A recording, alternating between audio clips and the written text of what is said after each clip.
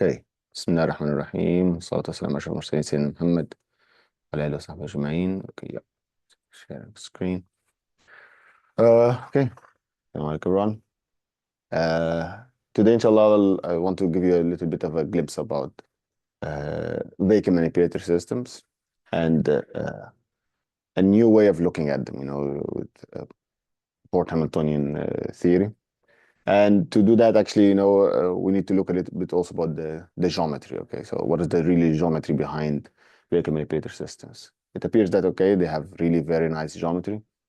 And once you identify this geometry, once you identify the Port-Hamiltonian structure, you can actually, start using it for control, exploiting it for control or for simulation or for, doing more advanced applications. So that's the main goal of the presentation.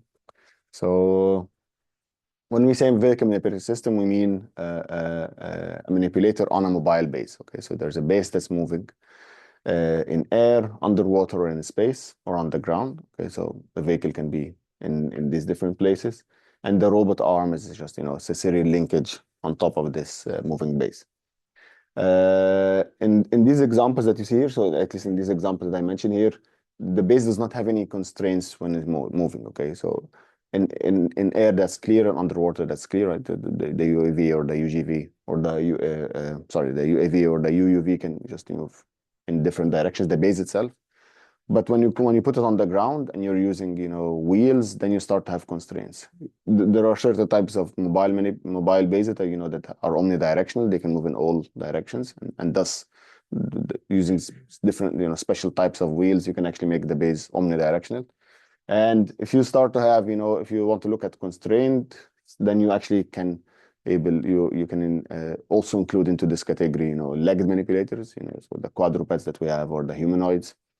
The constraints they come from, from the foot and the context that they have, or in general wheeled mobile manipulators, right? So that also includes the tracks, the bunker that we have down there. So it has constraints. It cannot move sideways, for example. It can only rotate and move forward, not sideways. And in general, the different wheel configurations put different constraints, and this type of systems is not included in this presentation. Okay, so that's fortunately this type of direction actually caught the attention of Umayma, and she's really diving deep into it. So hopefully, inshallah, soon she'll have something to present to you about it. So deriving the equations of motion for this vehicle manipulator system has been done in this special type of systems, is dynamically very rich, and it caught the attention of two different communities. First, on the robotic side, which is clear, to do all of the robotics application. So the robotic community, the way they treat this system is that they just look at single rigid body and they start connecting it through joints, and they do the recursive Newton-Euler algorithm to derive the whole equations of motion. And you should expect how it looks like in the end. On the other side, there's another community, which is the geometric mechanics community. People working into Lagrangian mechanics and Hamiltonian mechanics and differential geometric tools applied on these systems. They looked at it from variational principles point of view. So they start looking at actually, we have a manifold and we can use differential geometry and certain, properties about how systems evolve on the manifold. And then they just, start to do reduction and different stuff. And recently, actually, the people in geometric mechanics, they really, they dived deep into this stuff, and they really exploited a lot of the structure. However, usually, if you start reading the geometric, how people write geometric mechanics, it's way, it's like way off the level of standard roboticists, especially in the language. You all experience that, in the geometric course, right? So it's if we dive deep and I start, writing stuff in tensor calculus and in components, things start becoming, very awkward.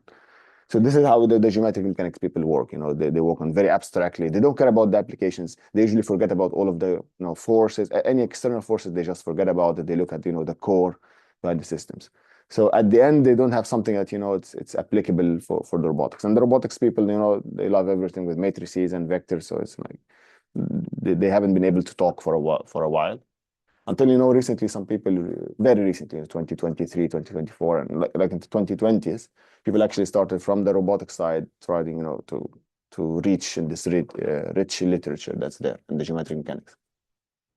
So this is, if you do the recursive Newton-Euler algorithm, this is the kind of system that you end up with. You know, the M of Q, V dot, and Q double dot, the Criolla in centripetal matrix, it has, you know, V and Q dot. And then you have the wrenches and the torques. Wrenches on the base, torques on the manipulator.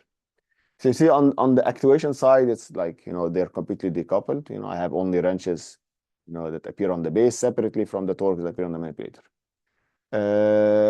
You see here that the velocity just becomes augmented. You know, instead of in the standard manipulator, we're working with the Q and the Q dot, and then the equation was M of Q, Q double dot, and so on and so forth.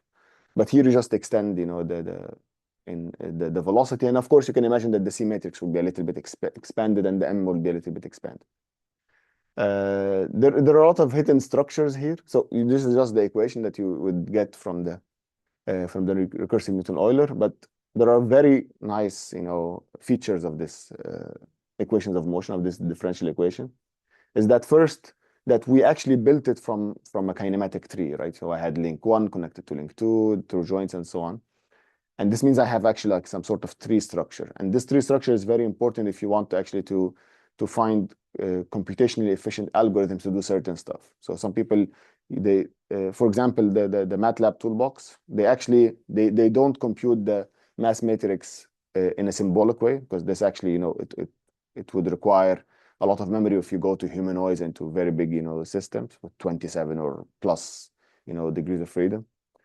So actually, you know, memory-wise, it would be horrible to just store this. You know. And the way they do it is actually they do it in a recursive way. And this actually, you know, it's just, you know, by exploiting this tree structure.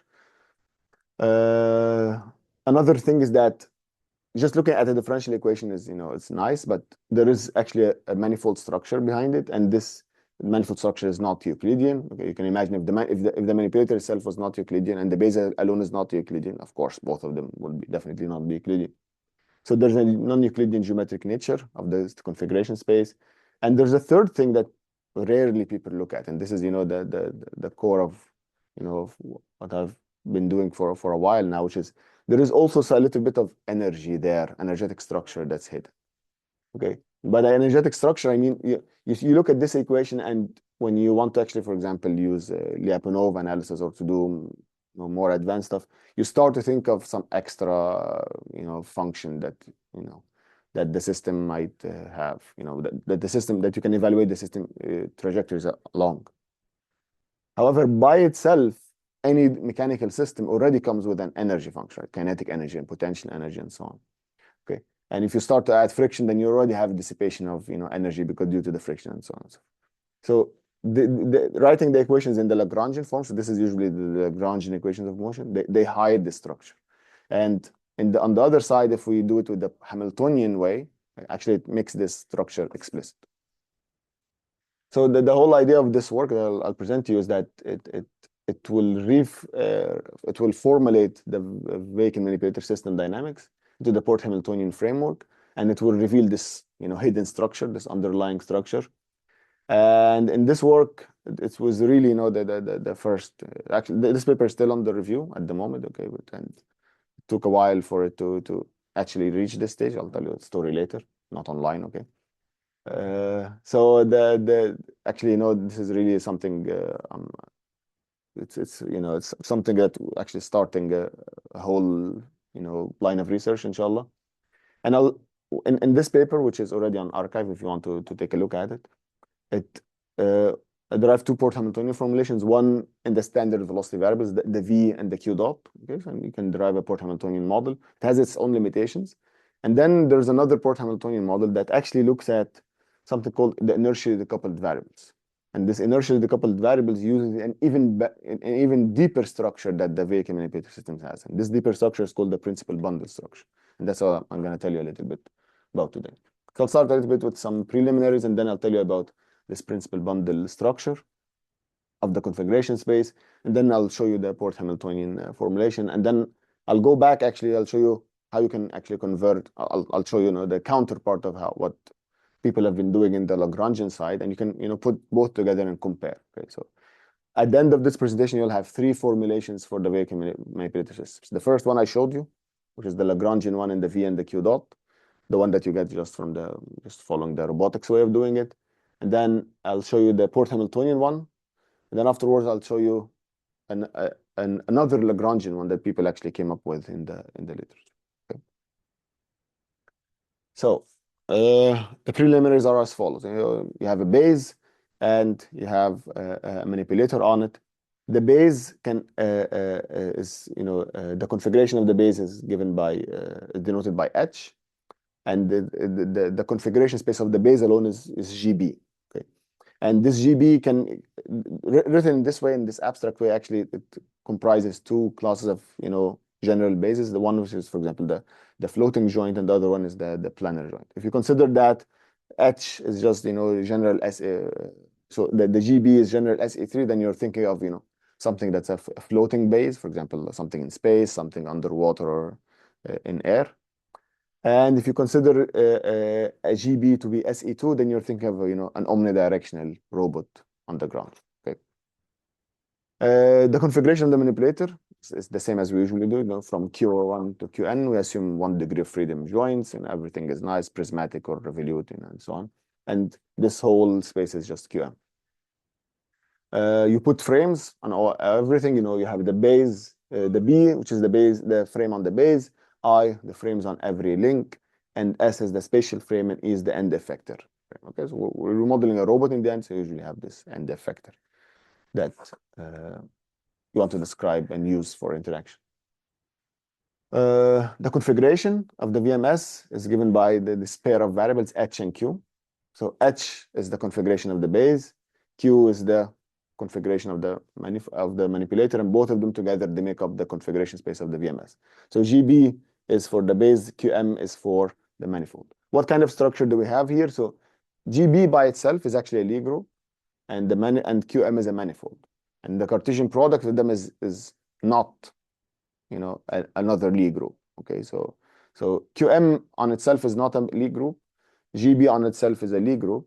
But Q is now a combination of a Lie group and a manifold. It's still a manifold, but at least it has part of it that's a group, right? And part of it that's not a group. Okay, so when you're describing the H, it has a group structure, but when you're describing the Qs, they don't have a group structure. And this is the abstract picture. So how the system trajectories they evolve, along points. Every point here on the manifold Q is given by the pair H and Q. So when I say Q, I mean the full configuration space. When I say QM, I mean the manipulator. And when I say Q, but I mean the small q, I mean the joints, the joint configurations, and H is for the base. H dot and Q dot, they live in the tangent space of that, and you just you can describe the systems there. And just if you can write the geodesic equation, you can actually show that the geodesic equation gives goes back to the M of Q and so on and so forth. So this is just another way of doing it, but it's not the topic of what I want to show you. The rate of change of the configuration is given by this pair H dot and Q dot. They live in the tangent space, and the tangent space, because Q itself was the Cartesian product of these two spaces. The tangent space itself is also a Cartesian product of the tangent space of the H and the tangent space of the Q, right? So they're separate there. So you see the H dot lives on its own and the Q dot lives on its own, right? They're just coupled, they're just stacked together in this form. But since we already have a Lie group on part of it, so since GB is actually a Lie group, you can do the left trivialization, right? Where for every H dot, you can transfer it to the algebra of that Lie group. So the algebra of the Lie group, capital GB is given by this small GB, this math frac GB, and you can always match the H dot to the V, right? So you're familiar with this equation. So this in the case of the floating base, right? So this is your familiar equation. Where in this case, what I mean here by the small v is the whole twist of the base relative to the spatial frame. The small h is actually just the configuration of the base in the spatial frame, and the map that takes you from h dot to v is simply the map where you take the h dot multiplied by h inverse, right? So H dot is a 4 by 4 matrix, H inverse is another 4 by 4 matrix, and this will give you the tilde form of the twist. And then you can, after you compute that, you can, untilde it. You can take out the 6 vector that corresponds to the twist. Okay. So all of this map on this right-hand side, so the map that eats H dot and gives you back V, I just call it here chi, the chi map. Okay, given H dot, H inverse. Yes. Yeah.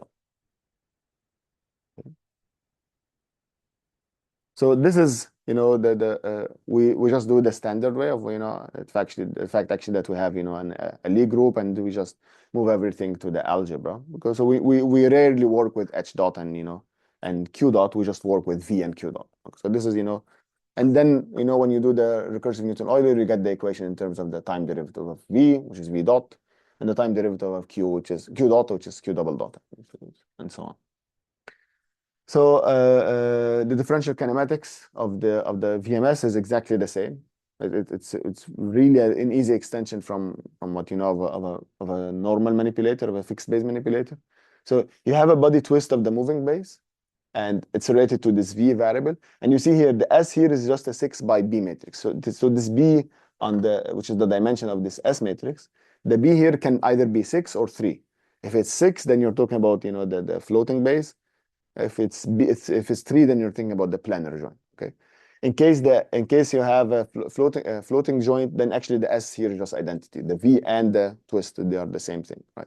But in case you have a planar joint, you just have a projection, right? You're saying that I'm not moving, for example, in the positive Z, and I'm not rotating around the X and the Y, something like this.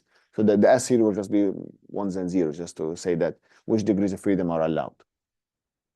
The body twist is given by the body Jacobian, and now you see that the ith link, and this is the first crucial thing that differs from a fixed base and a floating base, that the ith link body twist is related with the Jacobian, similar to what I had before, but it's not just related to the Q dot, it's also depending on the V.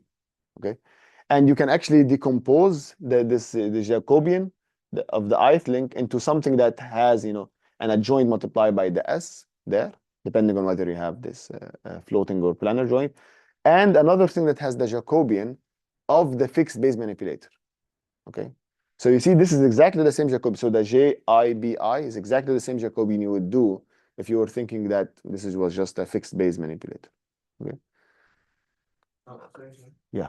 So it's obvious from here that the movement of the link is dependent on that of the body. Absolutely, yes. But isn't that of the body also dependent on that of the body? No. The velocity, you remember when we had a serial linkage, velocities of the later joints, so velocity of link I depends on the previous ones, not the coming ones. And you see, that's why it makes sense. In this case scenario, since we're fixed base, then take that base itself as one of the many linkages. Absolutely, exactly. Yeah, you just add one link that's not connected to anything. It's just floating. It's either floating or it's a planar joint. Okay, so and now you start exactly in the same way. The total kinetic energy of the VMS is given by summation of all of the links, but also you have an extra term for the base itself. And you can show in exactly the same way as by just plugging in the expression for the Jacobian, that you can actually rewrite the kinetic energy into something like this, because all of the twists there, they depend on V and Q dot in some way. You can just stack all of these dependencies into the mass matrix, and the mass matrix in this case will be actually, you can decompose it into 4, actually there are 4 blocks, but in the end, because it's symmetric, there are actually 3 only blocks. So you have the MB, MBM, and the MM. And I'll show you how they look like.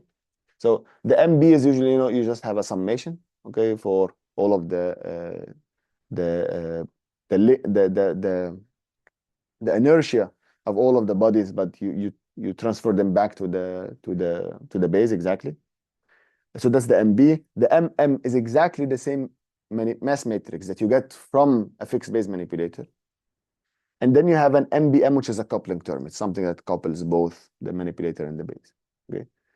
And you see here, even though we just stacked, the velocities and the V and the Q dot just together, the mass matrix, it couples both them together. So, and this is usually the main difficulty of the VMS. Can you repeat what you said? So the MB is usually called the locked inertia. Okay. MBM is the coupling one, and MM is the manipulatory inertia. It's the same inertia that you would get if you had a fixed base manipulator. Okay.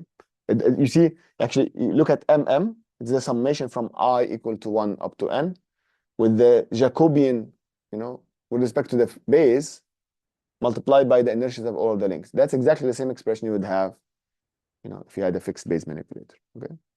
So the inertia of the base does not appear in the manipulator.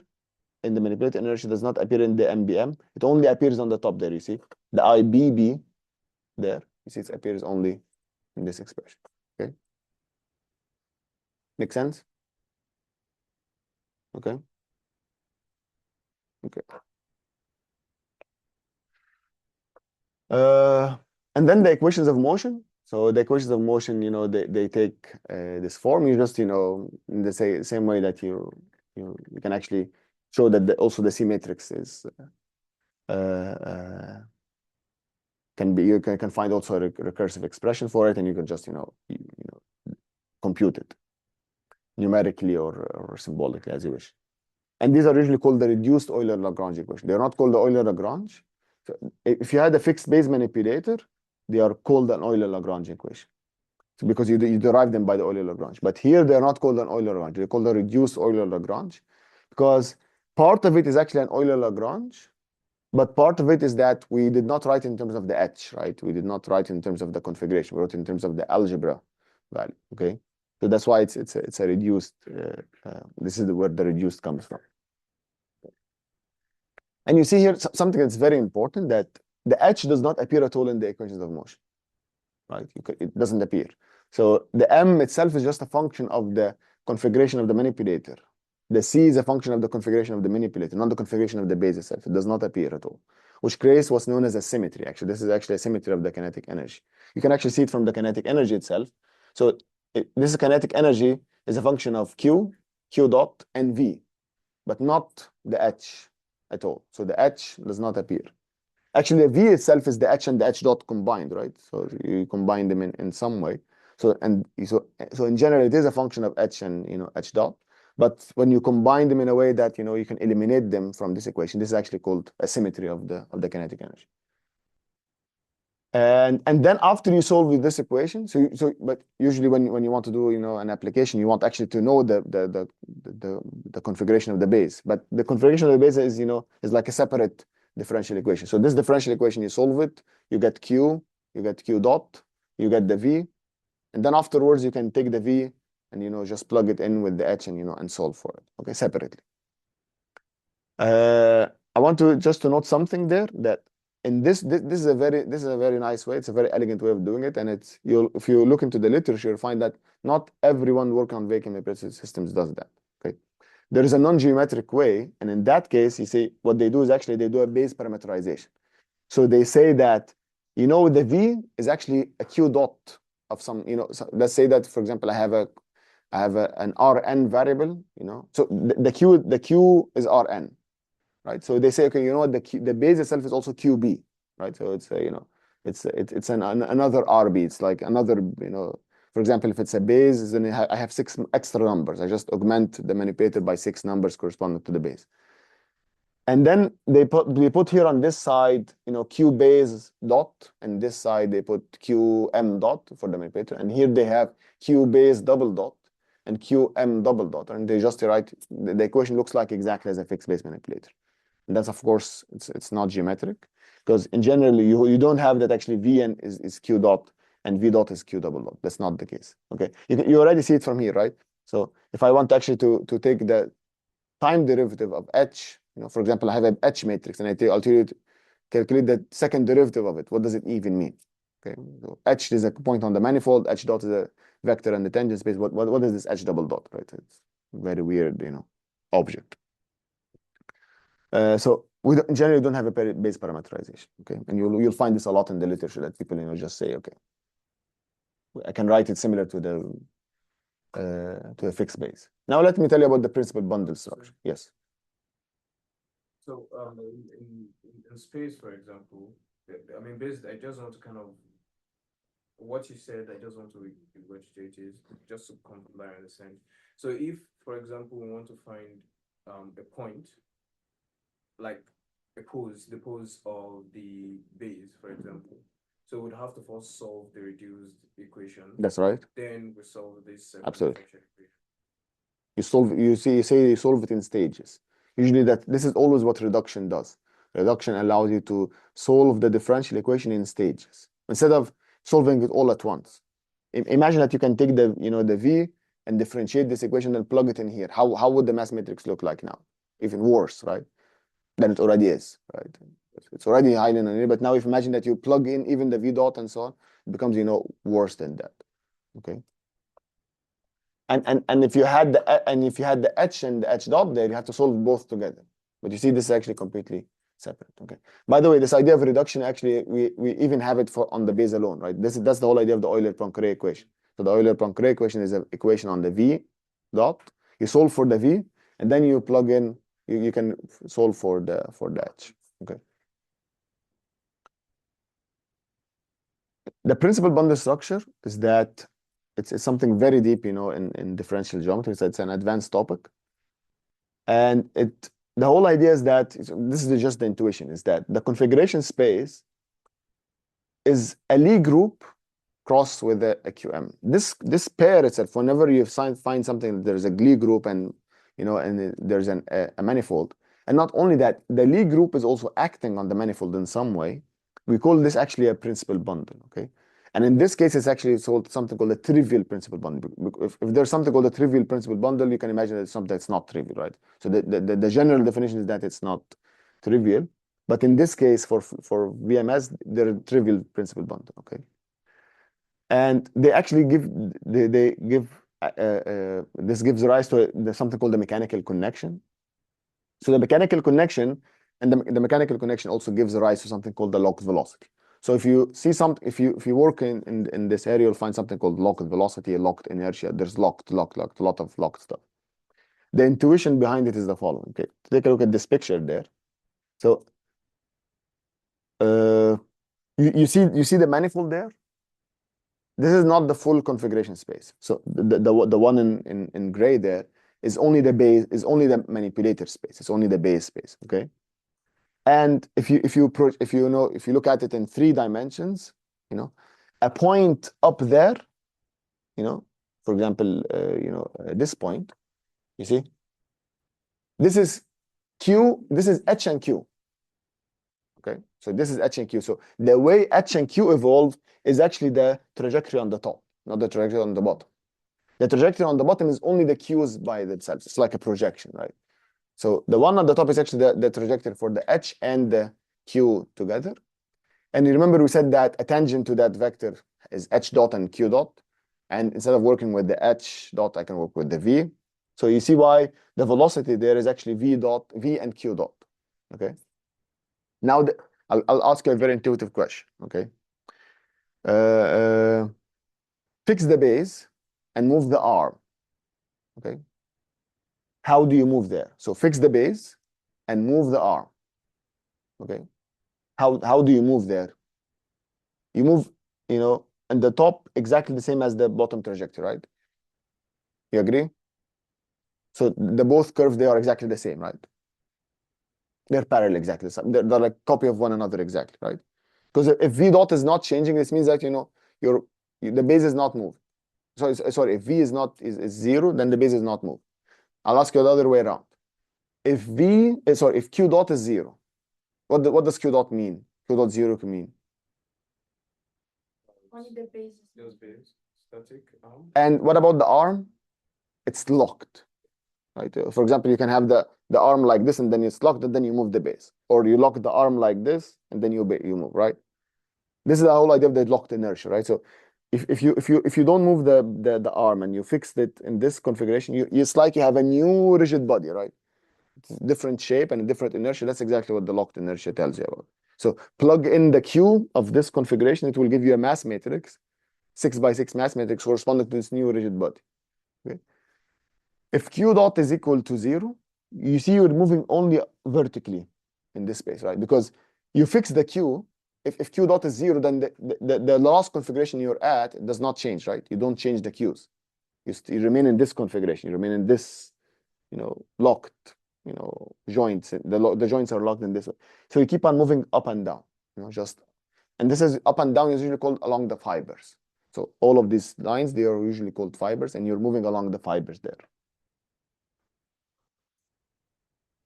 So in that case scenario, it basically reduces to an action on the Lie group. It is due. This comes from an action on the Lie group. Yes. Okay. Okay. So in the case scenario where we actually have it locked, it behaves like as if it's the movement of the body behaves like as if it's just one rigid body. One rigid body. Absolutely. So it's just like the configuration space would behave like as if it's a Lie group alone. Absolutely, that's right.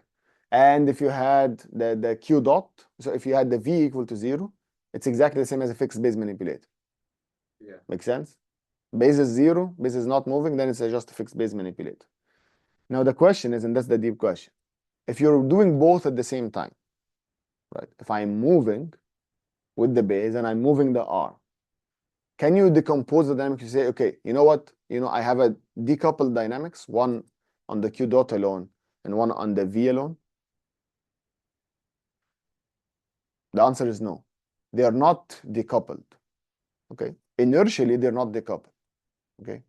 And this is something very, again, very deep in differential geometry, which is about we have a notion of vertical motion, but we don't have any motion of horizontal motion.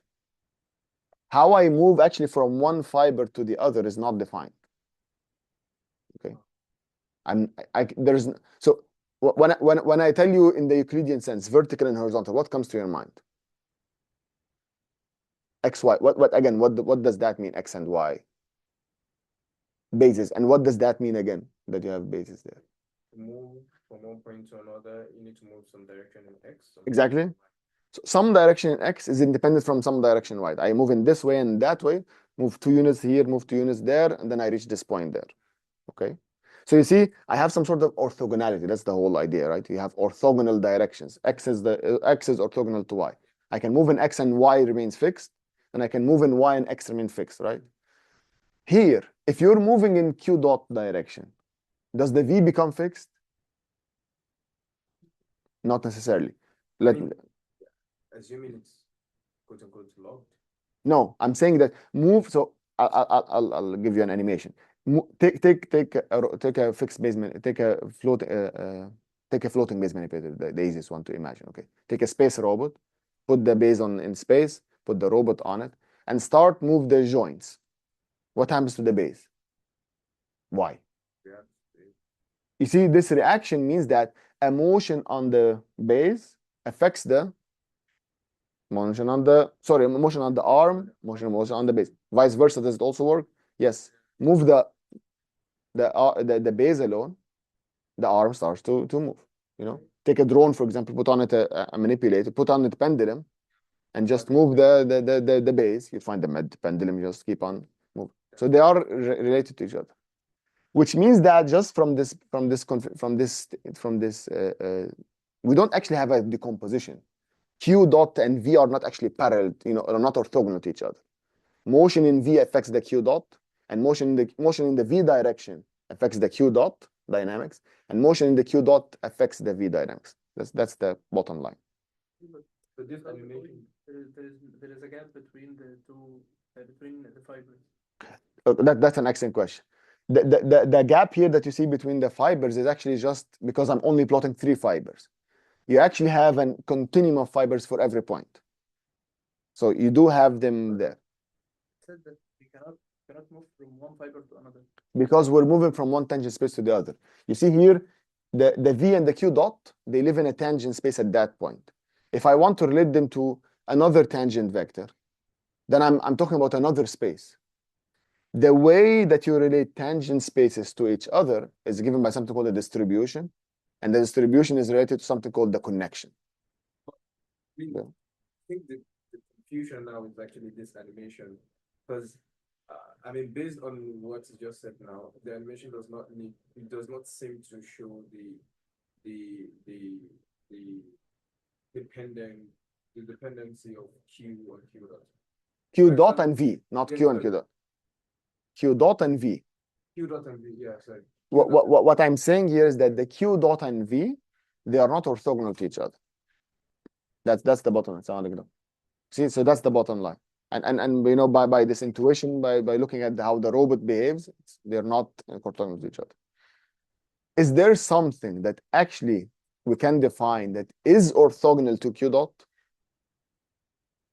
Yes, Oscar. What is the relation between being one tangent space to another?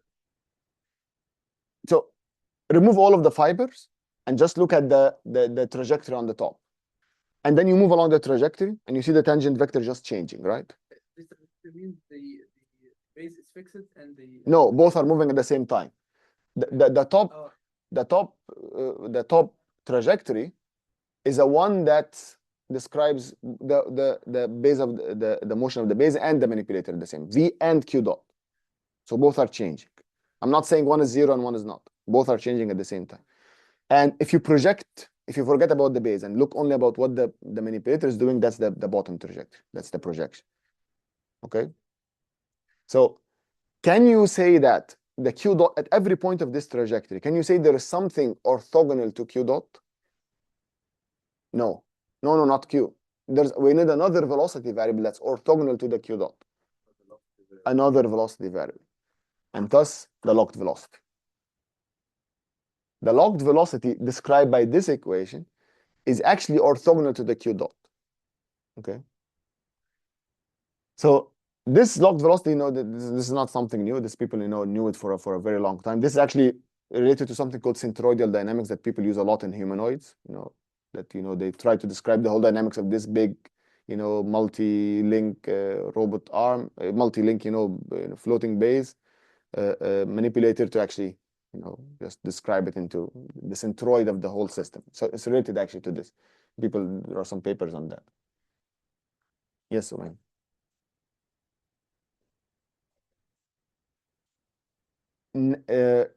Just by looking at this figure, no. The thing that relates the fibers to each other is actually the connection. No, the locked velocity is just a byproduct of the connection. You actually see it already there, right? You see on the top there. Actually, they're just actually what I call this part is actually just the V hat. Okay, but the mechanical connection, I'm not going to details of what the connection is, theoretically. But this mechanical connection given by this, and you see what the A is here. A is just the inverse of the locked inertia. The term that was, where was it? So this term here, you take the inverse of this multiplied by the MBM, and this is what's called this A matrix, and the A here is called the local connection. Okay, so this curly A is the formal definition of the connection, and A is like something called a local connection. Okay, and you'll see it appear a lot whenever you're working with this type of system. The A is just something very fundamental. It's fundamental because it's the thing that allows to connect all of these horizontal spaces together. Okay, and forget about all of this geometry. People that work in robotics, they completely forget about all of this geometry. They think of it as a way, actually, just a change of coordinates. That if you actually change coordinates from the V to the Q dot and write them in terms of the V hat and the Q dot, you just get a decoupled, kinetic energy equation. You see how it looks like? I have here one equation in terms of V hat and another equation of Q dot. This was not the case, by the way, right? If you go back to the original equation, they are coupled, right? So this kinetic energy has a quadratic form in the V, another quadratic form in the Q dot, but also there's a quadratic form that couples the V and the Q dot, which is related to the MBM here. Okay, but when you do this change of coordinates to the V hat and the Q dot, you see we have actually something that's completely decoupled. And actually, this is not something that that even mathematically is not known. This is actually related to something called the Schur complement. Yeah, and this M hat down there is actually the Schur complement of the manipulator mass matrix that appeared, in the original formation. It's given by this. It's still based on the base of the MM hat. It's composed of MBM. That's right. But after you calculate this, exactly. Of course, they're still written on the on the original stuff. No. So what I'm talking about here is that the dynamics of v hat and the q dot, they are decoupled. Yeah. I wish it was, as easy as I'm saying it. They are only inertially decoupled, and you'll see exactly what this means now. So you see now what people do in robotics is that they only consider a transformation from the v and the q dot into a v hat and a q dot, right? And you see they put this equation. You see this is v plus a of q multiplied by q dot. This gives you the v hat. So this is exactly what you see on the top part of this lambda. Okay, to try to check for yourself, right? You see I have identity. So this I b is identity multiplied by a of q. So ib multiplied by the v plus a of q multiplied by the q dot. This gives us the v hat. And the q dot is equal to the q dot, right? We did not change the q dot variable. We just left it as is. This transformation means actually you can easily use it to actually transform the original m of q, the original reduced Euler-Lagrange equation to this form. And you see how the expression looks like this. The mass matrix, it looks to be coupled, which is very nice. The C matrix becomes worse than it was already, okay? Because you see now I actually have the time derivative of this matrix, which means I need the time derivative of the A itself. So something very, complicated. I need the derivative of the local connection. It appears there. But even just, writing the C like this is horrible. It becomes, it's just, you put it inside of, a box and you close the function, you never open it. It's like very bad. But not only that, you see here, and this is the key result is that the new inputs to this system are actually coupled. The new inputs w hat and tau hat are coupled. You see, w hat is w, which means that the wrench applied on the base is the same as the wrench applied to this new system, to the v hat system, is the same.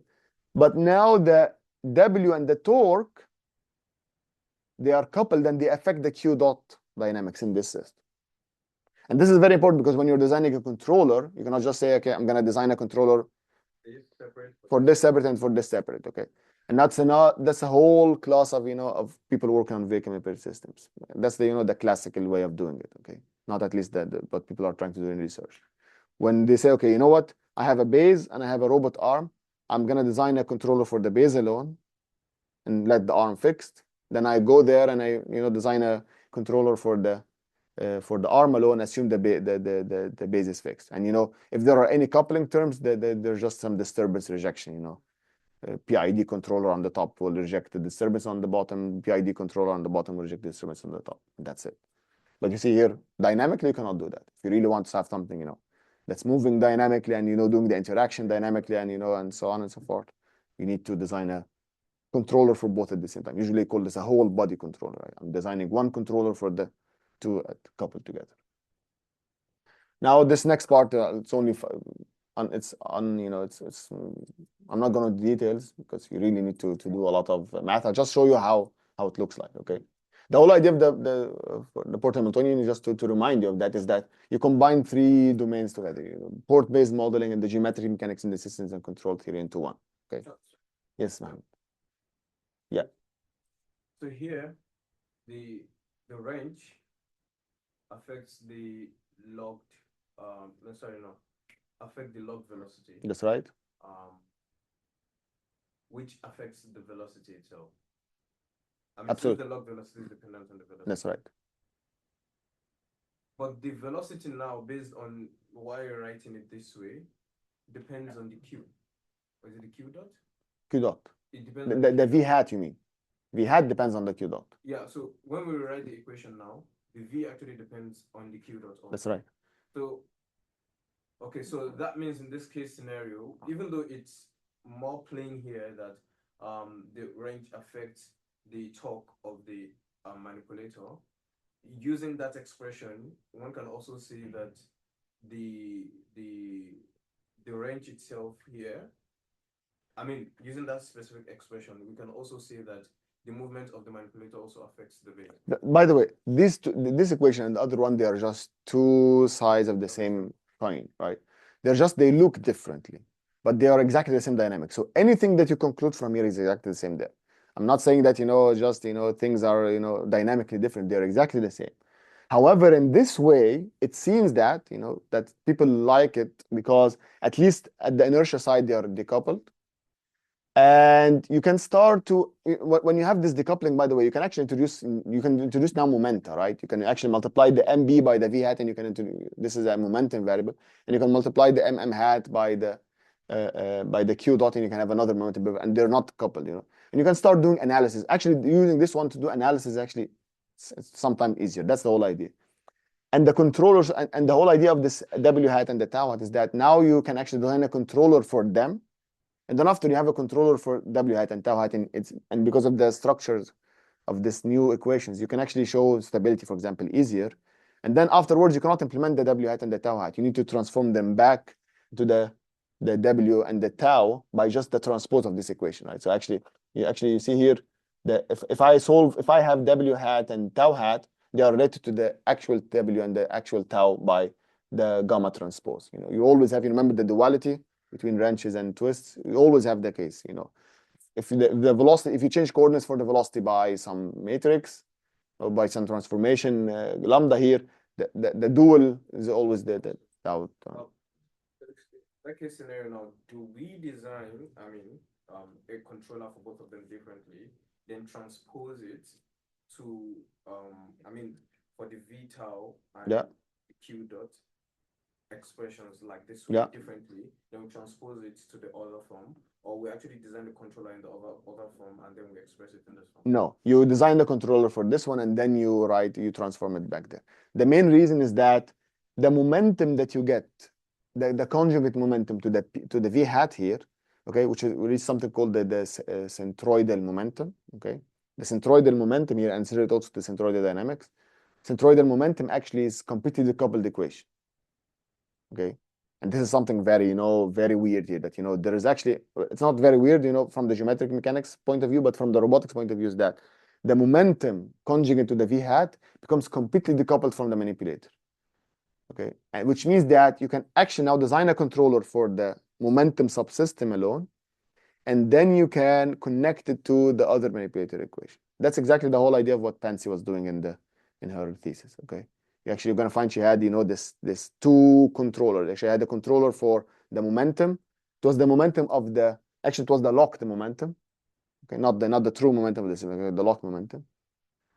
The dynamics of it, and then she had another controller for the manipulator, okay? And they seemed like decoupled, right? So at least if you look at them, you say, oh my God, I'm designing two controllers, but they are coupled in some way. And then she thought actually they're actually passive. The two systems are passive with respect to one another. So I can design the controller for this one, design a controller for that one, and I connect both of them together. The whole system is passive. Try to do this. Try to come even up with some controller for the original system. It's very hard. So the same dynamics, everything's the same. But when you write things differently, the procedure of how you do analysis and control, they change. That's the take-home way message. Even though it's the same system, just representing it differently can make your life easy. I'll just in 1 minute do a diversion.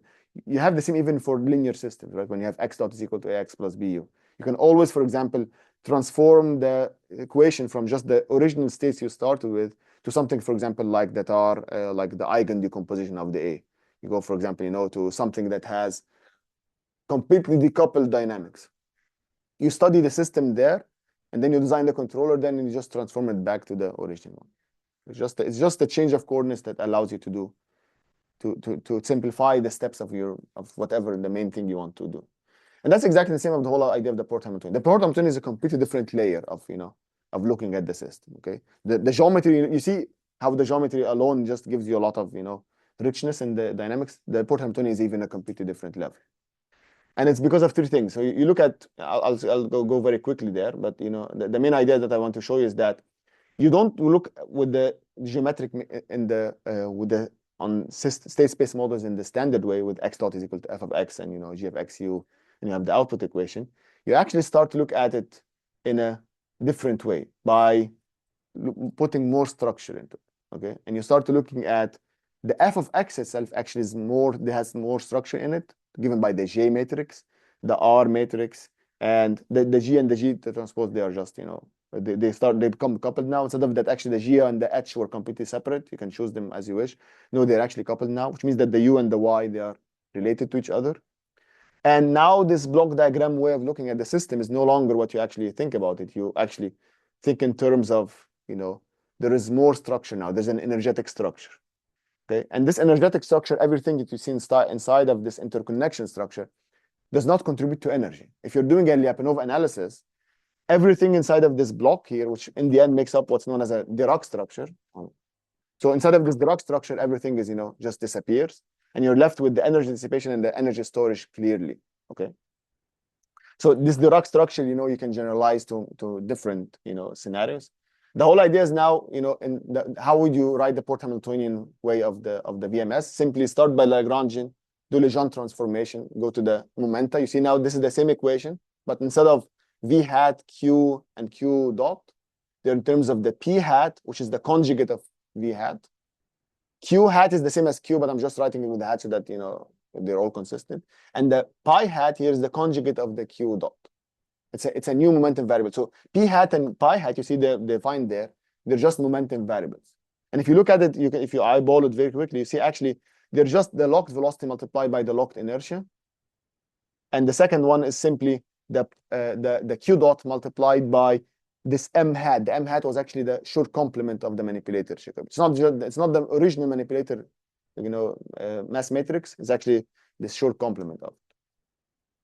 And now how does the equation of the P hat in terms of P hat and the pi hat do it? You can derive them in a very systematic way. There are really systematic ways to do it. I'll just show you the final result. If you look on the top, you see I have something that is equal to x dot is equal to j of x multiplied by the gradient of the Hamiltonian with respect to x. And then you have a g multiplied by the inputs, and you have the output equation with the relative to g transpose. So this is, the same idea of the Port-Hamiltonian structure. Inside of this j hat, you have something that looks like this. Okay. There you see clearly in a very structured way. There are three things that appear separately. You have the add tilde. The add tilde is exactly the same Poisson matrix that appears in the rigid body equations. Okay, you all had experience with it actually in the assignment or in the geometric control, but you don't know it is, but it's just a skew-symmetric matrix that appears in the Euler-Poincare equation or in the Lie-Poisson equation. It's related to the Lie bracket, yeah, exactly. So that's the add.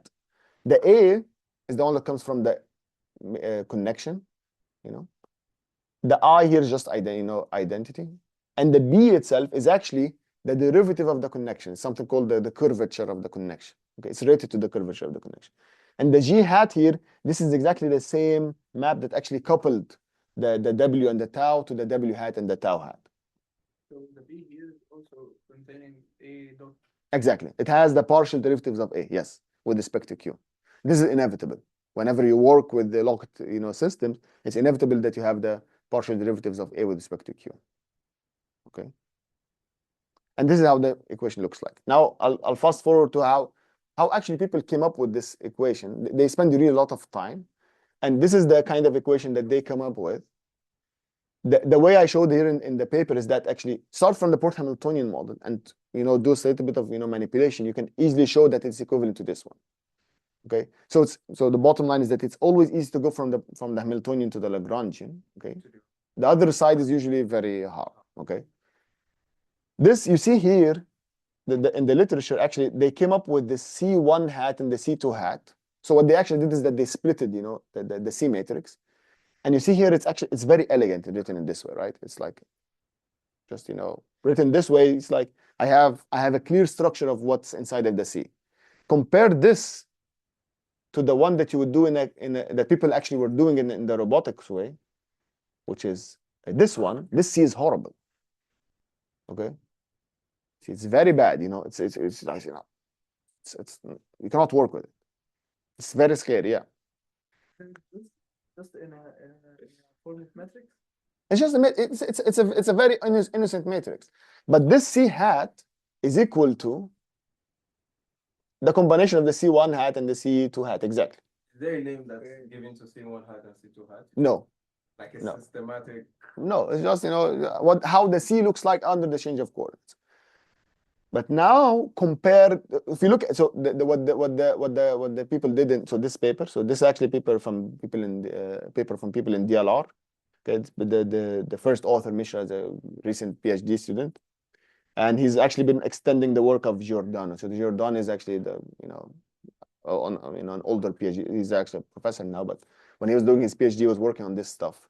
And at DLR, they're interested in this class of systems because of the space manipulators. If you go back to the first slide and you look at this two KUKA robot arms on for a space orbit simulation, actually it's a DLR. So you know what DLR is, right?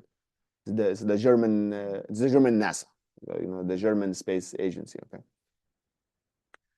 So what you see here is that look at the C2. What's inside of it?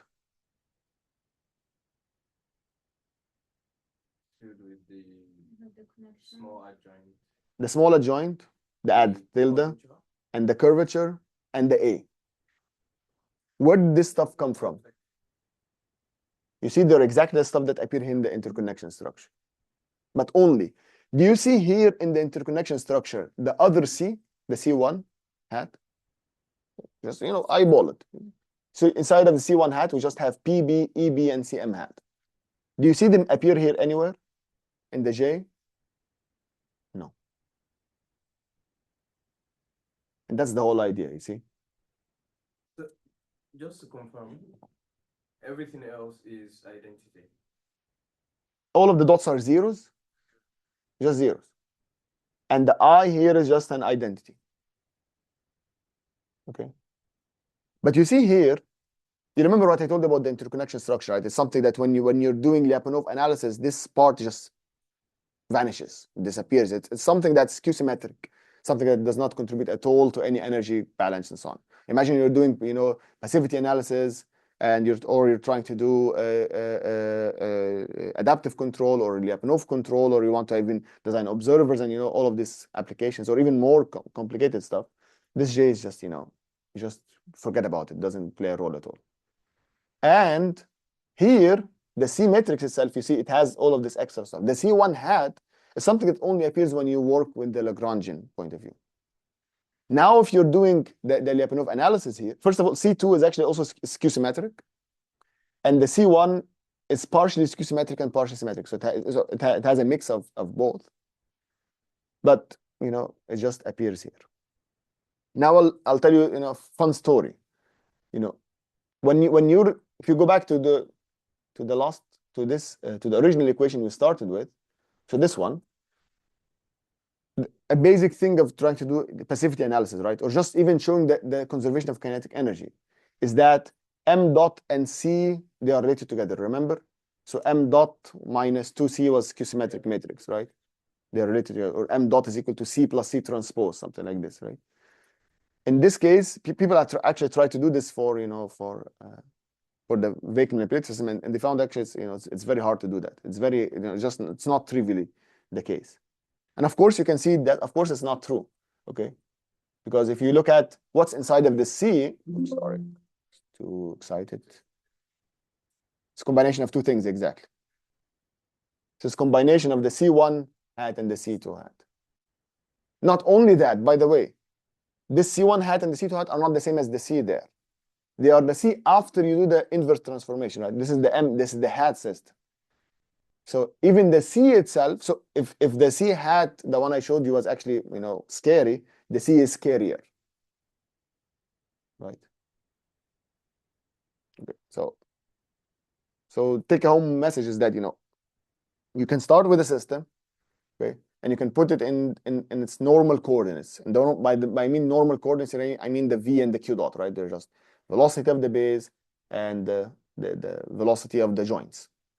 And then you write the equation of motion. You get, nice, the one you're used to. But when you go to controller or, analysis or even simulation, which is something people didn't look at, it becomes hard.